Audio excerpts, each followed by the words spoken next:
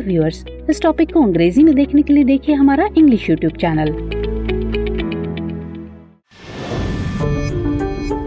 दृष्टि आईएएस के to the point programme में आपका स्वागत है। आज के एपिसोड में हम बात करेंगे एफडीआई वर्सेस एफपीआई की और समझेंगे कि क्या है दोनों में अंतर। लेकिन सबसे पहले जान लेते हैं कि ये टॉपिक आखिर खबरों में क्यों है। हाल ही में भारतीय प्रतिभूति और विनिमय बोर्ड यानी सेबी ने एक परामर्श पत्र जारी किया है, जिसमें विदेशी पोर्टफोलियो निवेशकों यानी एफपीआई से अतिरिक्त खुलासे करने का प्रस्ताव रखा गया है। वहीं संयुक्त अरब अमीरात भारत के विदेशी निवेश के चौथे सबसे बड़े स्रोत के रूप में उभरा है। तो चलिए जानते हैं सबसे बेसिक बात कि क्या है विदेशी निवेश। जब किसी देश में उस देश से बाहर के निवासी कंपनी या विदेशी संस्थाएं निवेश करती हैं तो उसे विदेशी निवेश कहा जाता है। आमतौर पर यह निवेश दो तरह से किए जाते हैं। पहला है प्रत्यक्ष निवेश और दूसरा है अप्रत्यक्ष निवेश। भारत में प्रत्यक्ष निवेश को प्रत्यक्ष विदेशी निवेश यानी एफडीआई कहा जाता है, तो वहीं अप्रत्यक्ष निवेश के कई तरीके हैं, जिनमें विदेशी पोर्टफोलियो निवेश यानी एफपीआई और विदेशी संस्थागत निवेश यानी एफआईआई प्रमुख हैं। अब बात करते हैं कि ये प्रत्यक्ष विदेशी निवेश यानी एफडीआई क्या है।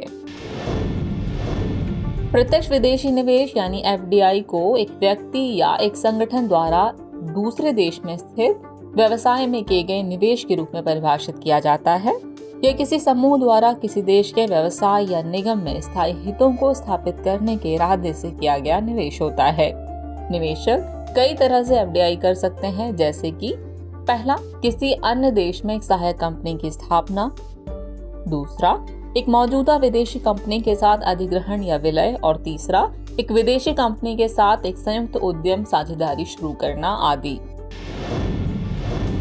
अब बात करते हैं कि क्या है विदेशी पोर्टफोलियो निवेश यानी एफपीआई। विदेशी पोर्टफोलियो निवेश में विदेशी निवेशकों द्वारा निष्क्रिय रूप से रखी गई प्रतिभूतियां और अन्य वित्तीय संपत्तियां शामिल हैं। यह निवेशकों को वित्तीय संपत्तियों का प्रत्यक्ष स्वामित्व प्रदान नहीं करता है और बाजार की अस्थिरता के आधार पर अपेक्षाकृत तरल होता है।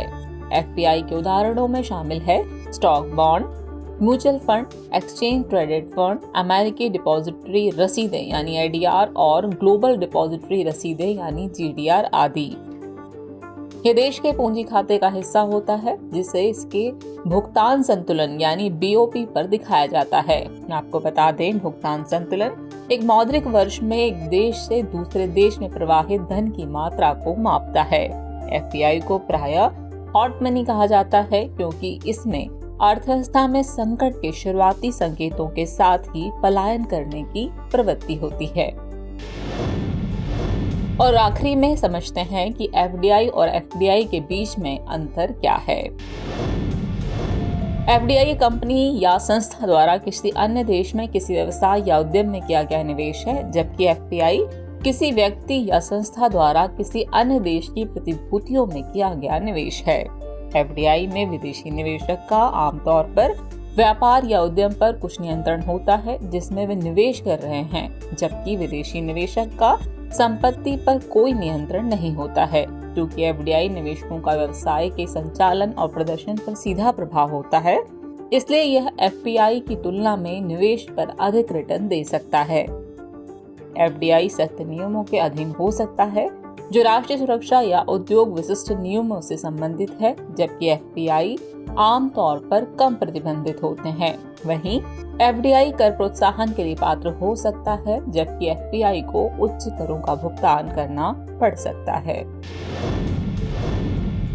चलिए, अब वक्त हो चला आज के टॉपिक से रिलेटेड अभ्यास प्रश्न को नोट करने का। तो अभ्यास प्रश्न है, विदेशी पोर्टफोलियो निवेश यानी एफपीआई के संबंध में निम्नलिखित कथनों पर विचार कीजिए। पहला कथन है, इसमें विदेशी निवेशकों द्वारा निष्क्रिय रूप से रखी गई प्रतिभूतियां और अन्य वित्तीय परिसंपत्तियां शामिल है। कथन 2 है, ये निवेशक को वित्तीय संपत्तियों का प्रत्यक्ष स्वामित्व प्रदान नहीं करता है। और कथन 3 है, यह देश के पूंजी खाते का हिस्सा होता है, जिसे इसके भुगतान संतुलन यानी बीओबी पर दिखाया जाता है। उपयुक्त में से कितने कथन सही हैं, आपको ये बताना है। आपके ऑप्शन है, ऑप्शन ए केवल 1, ऑप्शन बी केवल 2, ऑप्शन सी सभी 3 या फिर ऑप्शन डी कोई भी नहीं। तो व्यर्थ इस प्रश्न का जवाब कमेंट बॉक्स में देना न भूलें। जल्दी मिलते हैं नए एपिसोड में किसी और नए टॉपिक के साथ। तब तक के लिए शुक्रिया।